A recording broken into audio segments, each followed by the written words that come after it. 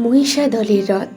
পুরী ও মাহেশের পর ভারতের অন্যতম প্রাচীন 249 বছরের ঐতিহ্যবাহী সম্পূর্ণ কাঠের তৈরি এই রথের রশ্মিতে প্রথম টান পড়েছিল 1776 খ্রিস্টাব্দে পূর্ব মেদিনীপুরের মহিষাদলের রাজপরিবারের রানী জানকী দেবীর হাত ধরে।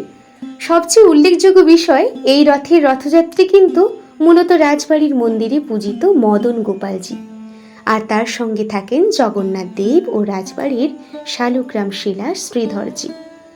প্রাথমিকভাবে এই রথ 17 চূড়া বিশিষ্ট হলেও পরবর্তীতে নিচের 4টি চূড়া বদলে নিশানধারী কাঠের মূর্তি স্থাপন করা হয়।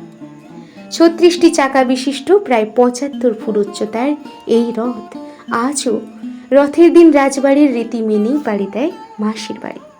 রাজপরিবার ও লক্ষাধিক ভক্তের মিলিত অংশগ্রহণে এই অনুষ্ঠান ধর্মীয় উৎসবের বাধা কাটিয়ে রূপান্তরিত হয় এক সামাজিক মিলন মেলায়।